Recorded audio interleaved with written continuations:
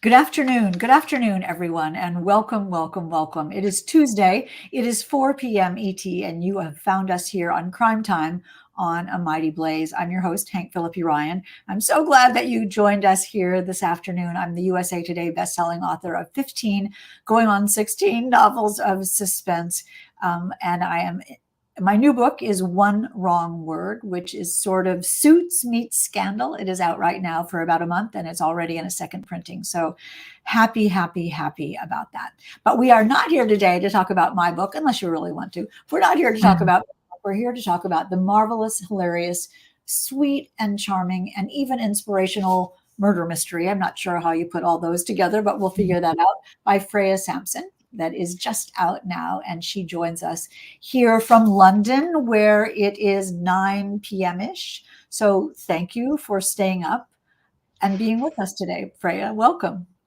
Well, thank you so much. Thanks for having me. Hi, everybody. It's really nice to be here.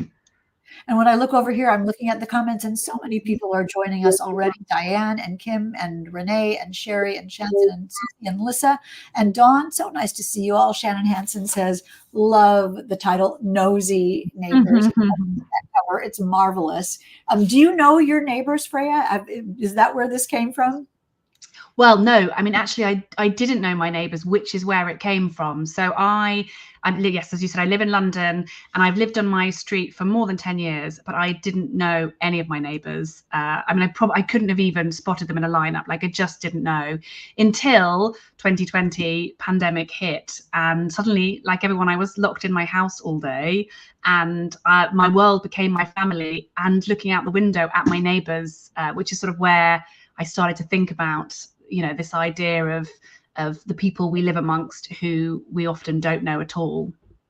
I think it's interesting because I live outside of Boston in a neighborhood of houses. And I was thinking the other day, as I was reading your wonderful book, actually, how many of the people who live around me, I have no idea who they are. And I think it was always that way in neighborhood life.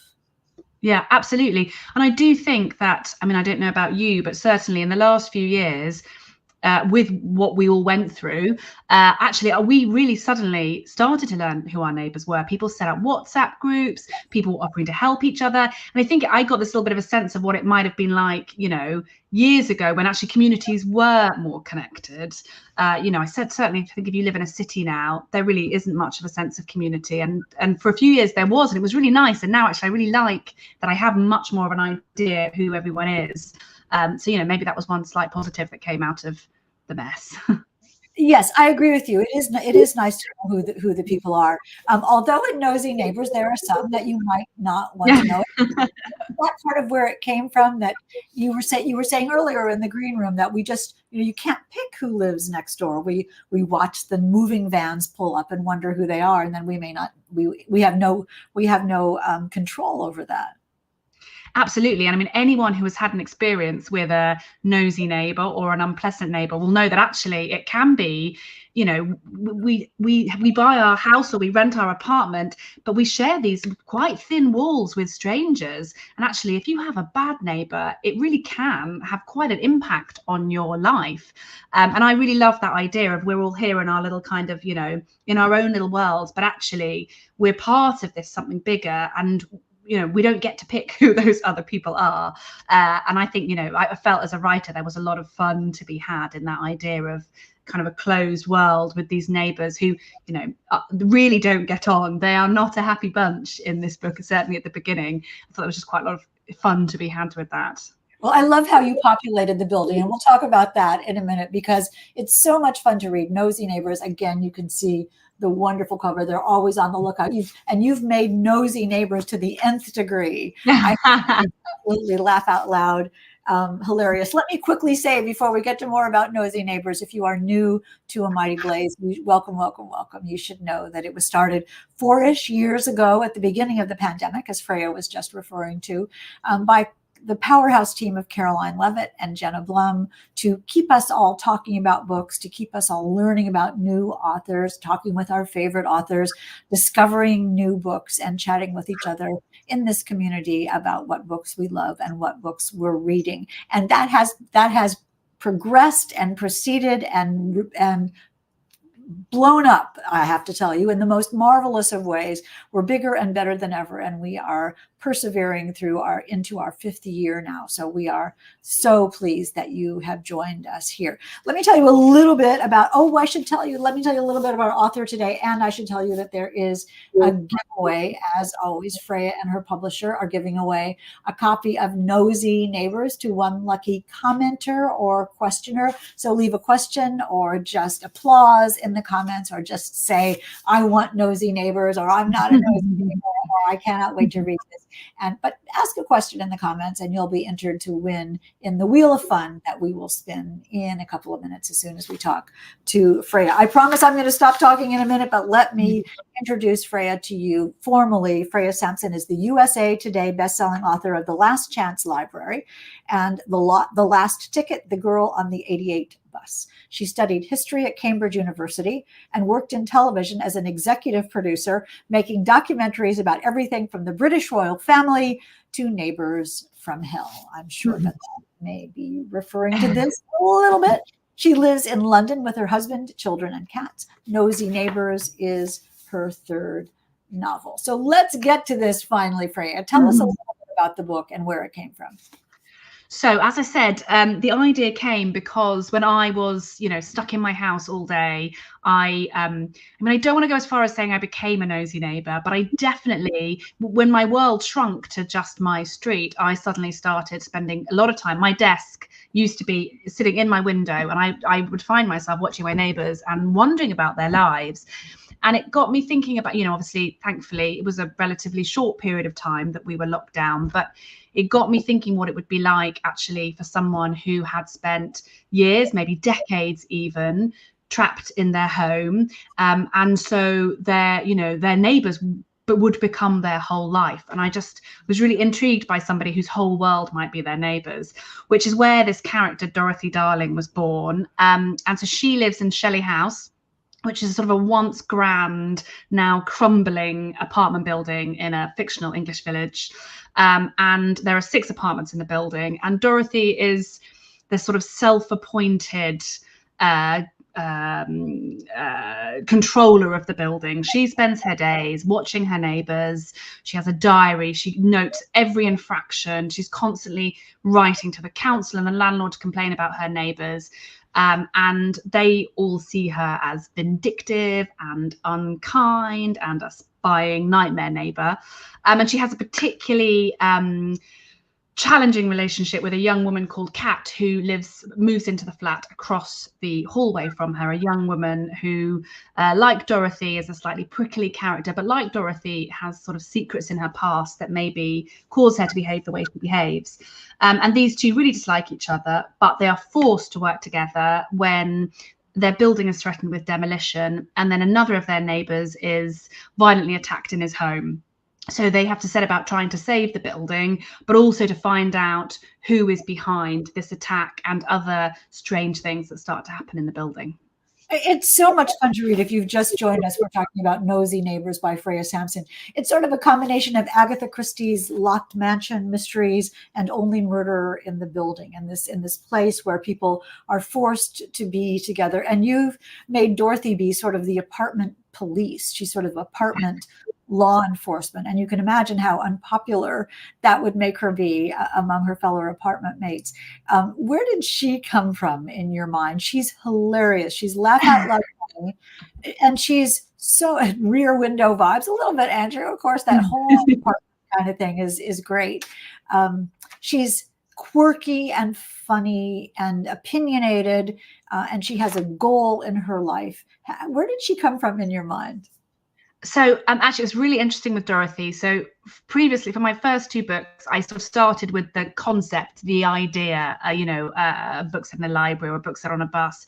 But this one started with her. She appeared. So I live near Hampstead Heath, which is a huge, lovely, big park in London. And I was walking on the Heath one day, and I saw this lady in her 70s wearing, this was like 9 o'clock in the morning, walking her dog, wearing a full-length fur coat, sort of immaculate hair, makeup and pearls, out walking her dog. And I was just like, as every writer is, or lots of people, immediately I was imagining who this person was, this sort of very formal, upright looking citizen. What was her story? And suddenly this character of Dorothy Darling appeared in my head, and she came miraculously fully formed. I knew how she spoke. Dorothy is very much the Queen's English. There is absolutely no slang. She's very formal in the way she speaks. I knew her backstory. I knew what tea she drank. It was a real gift from this lady on Hampstead Heath. This character emerged, and then everything else sort of built up from her. Did you ever see her again? Do you know who she is? No, and I'm on the Heath a lot because I spend a lot of time there. It's where I do a lot of my thinking and plot. You know, if I've got a plot hole, I'll go for a walk. And I've always looked out for her, and I've never seen her, which makes me wonder if she was just a fiction of my imagination. But she was, you know. I mean, I hesitated to mention that, whether the you know, sort of the muse has offered you this character, maybe, yeah, so vivid to you that you saw her. Yeah, she was. I mean, I wish characters always arrived like that, because that's not been my experience with other characters. But she was. She really came to me, and funnily enough, so she came. But then it actually took me quite a long time. I tried her out in a few different stories first. I didn't. It took a while to work out that she was the character of this other person locked in their house. You know, she wasn't an immediate fit, but I knew she was worth pursuing because I knew that she had a good story in her. And that is just the writer magic, isn't it? That is just somehow our brains operate in some way that we just don't really know. We just sort of have to trust. And then into Dorothy's life walks Cat. And their meet cute is a wonderful scene. Can you talk a little bit about how, you know, the prickly intergenerational, couldn't be two more different people meet each other? Little do they know what's about to happen. Where did Cat? So Cat, so as I said earlier, Cat is in her mid-20s, and she arrives at Shelley House, and Dorothy spends a lot of her time sitting at her window watching what happens on the street. And this old car, broken sort of ancient car, pulls up and parks on the curb, which immediately annoys Dorothy because it's an infraction of, you know, it's breaking the parking rules. So straight away her notebook is out, and out gets this young woman with dyed pink hair. She's wearing sort of dungarees. She's got an old rucksack, and she comes and rings on the doorbell, and Dorothy is completely horrified at the idea this woman might be coming to be a tenant. So Cat rings on the wrong buzzer and rings on Dorothy's buzzer, and Dorothy very rudely makes it clear that Cat is not welcome in the building, and is subsequently horrified when this pink-haired young woman moves in. So yeah, from day one they do not like each other, and then they, you know, we're working from that point on to bring them together. And every reader knows that this is the conflict that's going to make the sparks that bring these people together. But you have such a lovely ensemble cast, sort of multi-generational, multicultural cast that inhabits this building. How did you populate it? How did each person evolve a little bit?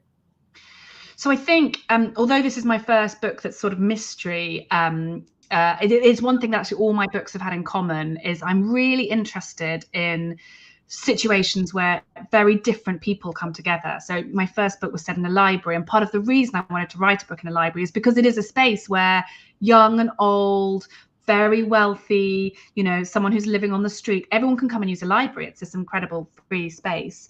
And I really like that idea of how we bring people together that might not otherwise meet. And so when I was thinking about the characters for this building, I wanted them to be people who would never normally spend time with each other in real life, and who, you know, instinctively might dislike each other. So there's obviously Dorothy and Cat.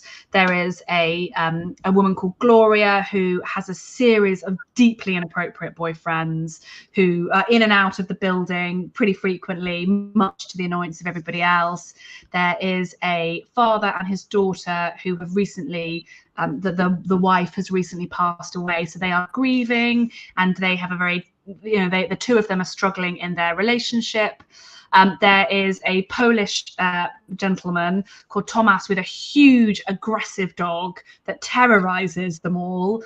And then there is a new tenant who has loud late night parties. So I really was trying to think about character, you know, what are those traits, actually back from my days of working on Neighbours from Hell, what are those traits that cause difficult neighbours, you know, the difficult dog, the person having the antisocial parties? How can I, but hopefully equally they all have redeeming qualities that, you know, ultimately hopefully make the reader love them. Now, Susie Baldwin says, oh, I must read this book. Sounds absolutely fantastic. We're talking about Nosy Neighbors. So you referred to your work on Neighbors from Hell. I know this is a little bit of a digression, but what is that? Oh, so it's a television. It's not on anymore. It was on in the UK, and my background is TV, and it was one of my first TV jobs, and it was a really hard job because the whole premise of the show. This is not highbrow, please, everyone. I warn you, this is not very serious television. It was a documentary series where it would take a number of kind of neighborhood disputes every episode and kind of explore them from different angles. And my job as a researcher, like the junior member of the team, was to try and get these neighbors on board. So you'd sort of find someone who had a problem with complaining about their neighbor, then you'd have to convince the neighbor to give their side of the story too. And it kind of ranged from the funny of, you know, people arguing over a hedge, you know, it's amazing. And I don't know if, again, people might have experienced this. When it's your home, the small things can become really big. So actually the parking of a vehicle or an overgrown tree can really start to become problems for people. So there was a lot of material in that turns out my writer brain stored and 20 plus years later brought back. Isn't that hilarious? You were doing research and you didn't even know it. Yeah. For this novel. And I really, yes, a house is being built next door to us, and everybody who watches Crime Time has heard the banging that's been going on for 2 solid, not that I'm upset about it in any kind of way. Anyway, I'm sure it'll be just fine, and the family is going to be lovely eventually if they ever get the house. One of the things about though putting a group of disparate people in a place, in sort of a crucible of a building, is that everybody wants something and everybody has a secret. How did that affect how you wrote this book? So I started with I knew that again, because my sort of background had been writing women's fiction, I knew that really, although the building and the amateur sleuthing were all the kind of fun methods I was going to use, really this book was about these 6 characters kind of dealing with a problem or overcoming something that's getting in the way of their life. And particularly with Dorothy and Kat, who both are really kind of held back. Their lives are on hold because of events in their past. And I wanted to explore, although Dorothy and Kat's and I don't want to give anything away here, but although the things they are both dealing with are very different, I wanted to explore how we can all be kind of held back by losses or perceived losses from our past, things that we haven't quite gotten over,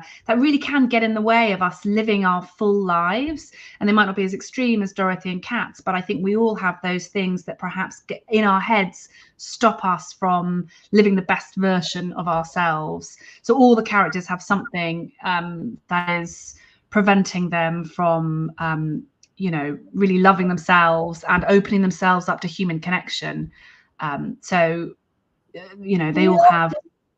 Everyone has guilt or regret or secret or wishes they had done something differently. I'm going back to your Neighbors from Hell show a little bit, because on the face of it, you would get all kinds of possibilities for conflict or what might happen in a neighborhood. But you also must have really learned about, whether you were trying to or not, about people's motivations and why people do what they do. Can you talk a little bit about people's behavior and psychology and power? That all has to do with this.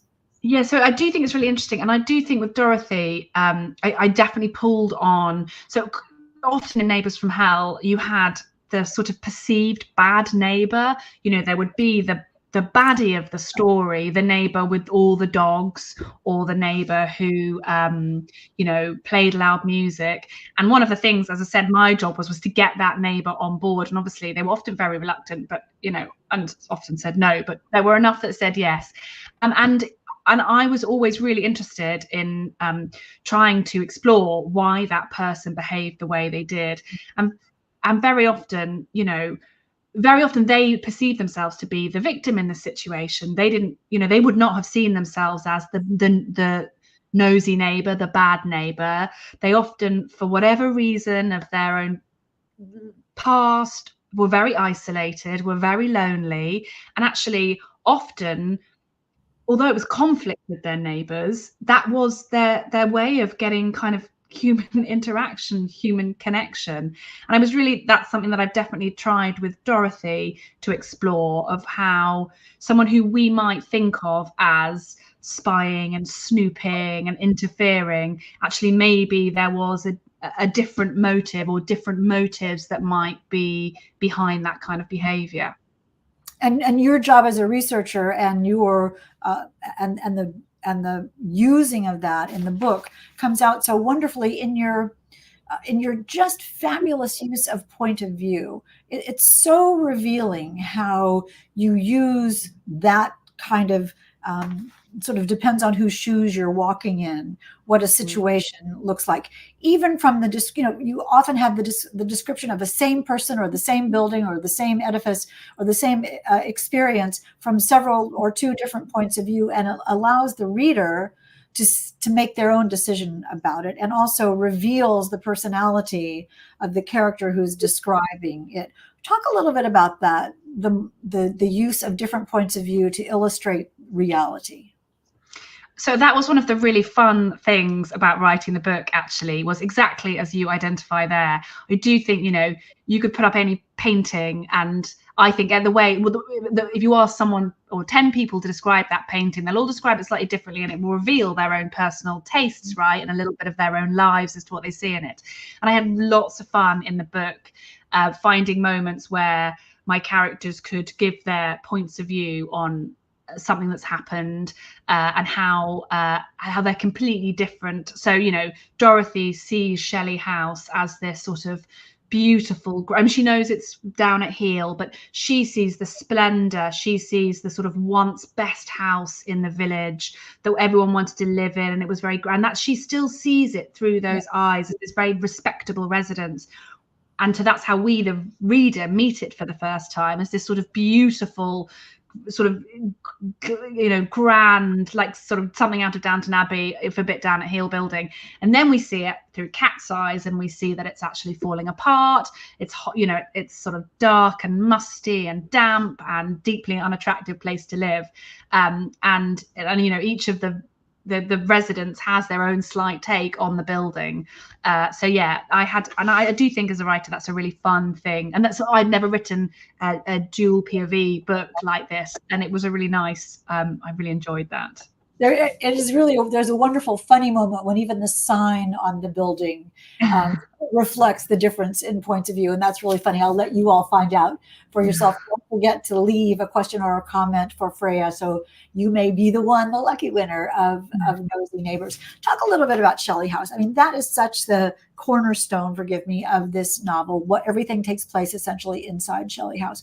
Is that based on a real place? Is it based on a real neighborhood? Can you talk a little bit about why you named it Shelley House and why you put it in Poets Corner? Talk a little bit about that.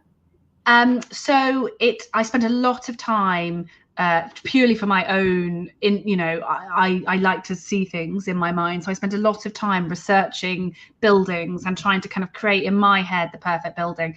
And that included, although it's not set in London, I did a lot of walking around bits of London, looking at architecture, trying to think.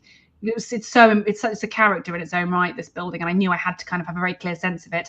In the end, it's sort of a little bit of a mashup of a couple of different buildings that I came across because it needed certain architectural features to work for the story. But I knew that, so it's Poets Road, it was once this road of these grand mansions that were all named after different, there was Keats House, there was Shelley House, and now it's the only one left. All the others got either bombed in the war or redeveloped. And so it's this sort of last piece of history standing on a road that is now all new developments and new houses. And that, I think, really added to Dorothy's sense of being this sort of isolated individual, sort of this bastion of the past in a scary, changing world.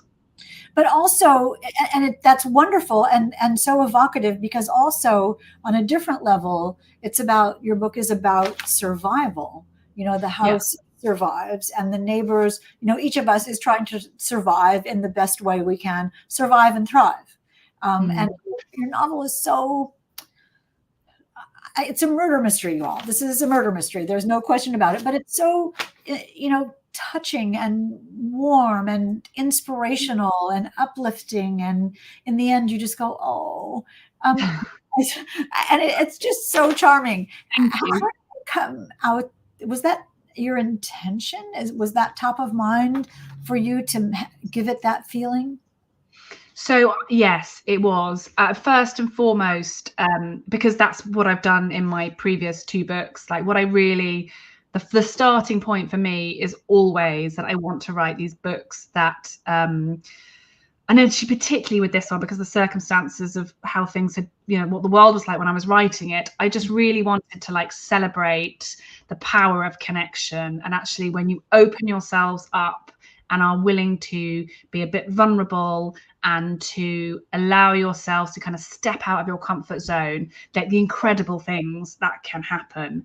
And so I knew I had a very, I don't know about you, but when I'm writing, I sort of know how I want my reader to feel at the end before I've even really written a word on the page. I can know that kind of end emotion I want the reader to have, and I'm always just working towards that in the book. So yes, although it is a mystery, it was really important to me that alongside that, I'm taking the reader on a kind of an emotional journey with these characters that hopefully, if I've done it right, leaves people feeling really just uplifted and kind of positive about the world, which, that's what I like to feel when I've read a book in this kind of genre. Yeah. Donna's saying, can't wait to read this. Love Freya's 2 previous books. We're talking thank you. NOSY Neighbors. It's interesting because, as Patricia's saying, it's unusual for a murder mystery to be uplifting and inspirational. Yes, it's really a high wire act. And I'm wondering too, because you were talking about being out of your comfort zone, people being out of their comfort zones. And this is not your first novel, but it is your first mystery. What was it that lured you? There's no graphic violence, obviously. There's no graphic. Yeah. There's no inappropriate language. In that sense, it is sort of a cozy mystery, but it's very sophisticatedly, is that a word, written. It has a lot of subtext and a lot of sort of social issues, which are wonderful. How did you decide and why to make it be a murder mystery? So in the book I wrote before this one, The Lost Ticket, there was a mystery in that book, although it wasn't about a body. It was about this sort of search to find this man who spent 60 years riding a London bus, trying to find this woman he met once on the bus very briefly, and then lost her phone number, and has spent 60 years trying to find her, to thank her for changing his life. And so it was about, again, this community of strangers you meet on a bus trying to help him. And I really enjoyed the kind of, it was, although, as I say, it's in no way a mystery, I really enjoyed that journey of finding, the little red herrings and twists and turns to take your reader on, and that lovely game of, of playing with the reader, of expectation and misleading them and misdirection. And so I sort of so I like the idea of doing that more. And then actually, I have to say, it was the absolute genius of my editor. And this is, a great, I think if you've got a brilliant editor, it makes such a difference as a writer, because I sort of said to her, I have this character, Dorothy, and I want to put her in this big old house, and I want the house to be falling apart. And she's got to fight to save it. And my editor said, what about adding in a bit more of a mystery plot? And it was just really, straight away, I knew what to do, and it was really fun. So I sort of, I don't want to say I fell into it, because that's wrong, but it wasn't how I initially saw the story. And then it was like Dorothy and Kat, and I love mysteries where there are kind of unlikely pairings of amateur sleuths. So straight away I could see how these 2 women who hated each other could have quite a lot of fun with the 2 of them getting up to mischief, trying to work out what was going on. Sharon saying, every time you show the cover, I love it even more. So let me show it one more time. Cover, isn't it? They did such a brilliant job with this cover. They did. I love the shadow that a little bit of perspective, that it is so great. I'm thinking about your editor's idea to make it a mystery. And somebody once said that a good idea is like when you drop a drop of iodine into a glass of clear water and it just colors the whole thing. Yeah. And that's what happened. You had, the character in search of a story, and your editor gave her a milieu for the story and gave you a genre, even though you hadn't written a word. Yeah, no, absolutely. And I think, as with any author, I'm sure would say the same. It's my name on the front of the book, but there's always such a team of people kind of creatively involved. And my agent is also really, she was the one who I took Dorothy to her in the early stages in a completely different idea. And she said, Dorothy's brilliant, but I don't think this is the right vehicle for her. Like, actually, a good team really is, they're a huge part of, while I write the words, their ideas are in every page of it. So it's a real team effort. Well, certainly is for me. I'm lucky that it is for me. Well, yes, and I hear you, and you're very wise about that. But I can talk about a team effort.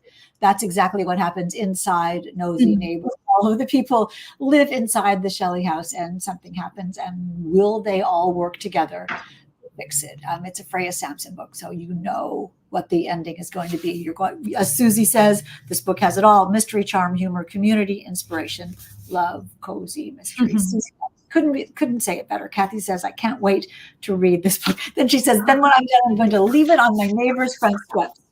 I love that, Kathy. That's absolutely that. I mean, that's perfect. My work is done. If people are inspired to do that by the book, it's lovely. It kind of brings tears to my eyes. Speaking of that, let's take some questions from the audience. I'm so pleased that you all are here. This sounds like there's series potential. Are you thinking about making a series? And you were telling me you hadn't even seen, there was no such thing as Only Murders in the Building when you started writing this book. No, so I wrote the first draft of this book without any concept of Only Murders in the Building. And then I think maybe the first series had come out and someone said, oh, you should watch that. And I watched it and absolutely adored it. And actually, and although it's really different, this is very English and, it's a very different setup. I think there's loads of great things about that series, but I just love how they're just, every character in that building is sort of worthy of a film on a program on their own, right? Every character has this, it's fascinating. And that was really, I really inspired me to make sure that actually the other characters in the house weren't just background wallpaper, that they had their own wants and desires and needs and kind of, their own little arc. And in answer to the question of whether it's not currently a series, but I would love, there is another Cat and Dorothy idea in my head. So watch this space. Oh, I love that. I think it's absolutely an irresistible idea. They are wonderful, and they are changed at the end of the novel. So it isn't like writing the same book again. They certainly grow and evolve and change, and that would be really fun. And just so you know, it's sort of, as they say in publishing, it's sort of Only Murders in the Building adjacent. If you love Only Murders in the Building, you will love this. If you don't love Only Murders in the Building, you'll still love this. That's what makes it work. Let's take a couple more questions if we have them. Deborah, where is your favorite place to go in London besides Hampstead Heath? Well, I was going to say Hampstead Heath is top of the list. So actually, the last book I wrote was set on this 88 bus. So actually, I'll be on brand here, but it is a truthful answer. If you come to London, I really recommend riding the 88 bus, which starts in Clapham in South London and ends up at Hampstead Heath in North London. But it's like, for the price of a bus ticket, takes you through many of my favorite places in London. So it goes sort of across the river and past the Tate Art Gallery, which is just like this incredible art gallery, and then it takes you up through Trafalgar Square and Leicester Square, which is always really fun, sort of touristy, great spots. Takes you up past Regent's Park, London Zoo, a favorite place in London, up through Camden, which is really fun. So this is great, basically you can spend a day, 3 days, a week riding the 88 bus, and you'd visit lots of my favorite places in London. That's very tempting. I mean, I'm thinking, how could I? I'd like to do that. One more question, and then we'll spin the wheel of fun. How did you come up with the title? Great question, Vicki. Yeah, really good question. So I have to be really honest here and say, when the title was suggested to me and I was really unsure about it, what did I call the book? Do you know, I can't even remember what its working title was. And but you know, when you have a title in your head and you've sort of got used to it and you see it on every draft you write, Yes. but my mind's gone blank. Anyway, someone suggested Nosy Neighbours, and it took me a moment because I thought it sounded a bit like a children's book. And then the absolute geniuses at Berkeley sent this cover through, and straight away it was like, I just really like that it works on a couple of levels, because it does hint at the mystery part of the book, but also of these kind of two characters, and they're, you know, are so brilliantly done here. They're snooping, which, you know, I think is very relatable. We've all experienced nosy neighbors, and if you're like me, I have been a nosy neighbor. So not only experienced them, but have been them. How can you resist looking out the window and seeing what's going on? And you never know, you know, is it time to say something or not? And I love how you explore that in this novel as well. Well, you'll just all have to read it for yourself. And one of you lucky readers will not have to go buy it. You'll be able to get this in the mail. So let's spin the wheel of fun and see who is going to be the lucky winner of Nosy Neighbors. This is the fun part. Isn't this hilarious? This is brilliant. Come on, everyone. Sending you positive vibes. Hi, Tori. Nice to see you. And the winner is Darlene McElhenney. That is wonderful. Congratulations, Darlene. Wonderful that you won this. And thank you all for coming and entering. So we'll send this to Darlene. You'll get some info about how to make that happen. The rest of you, you know what to do. Click, click, click, or go to your favorite independent bookstore and ask for Nosy Neighbors by Freya Samson. It is not quite cozy, but sophisticated, wonderful, smart, inspirational, twisty, and absolutely entertaining. I absolutely love this. So thank you so much for being with us today. Now you get to go to sleep. Yeah, I'm pajamas. I'm wearing my pajamas under this. Off straight to bed now. Well, thank you so much for having me. It's been so much fun. So much fun for us as well. Anytime, come back. We can't wait to read what you write next, and hope you will come back and see us then. Darlene says she is so excited, and I do not blame you. You're in for a wonderful read. Deborah says, thank you so much for being here, Freya and Hank. Happy Tuesday. And Melise says, brilliant interview, Freya. Is she a friend of yours, Melise? A family friend. Hi, Melise. So nice to see you. Welcome, welcome, welcome. And all of you, thank you so much for joining us here on Crime Time. We are off next week, and watch this space to see who comes up. After that, it is going to be a marvelous author. So keep reading, stay safe, and remember, it is always safe inside a book. And we'll see you next time.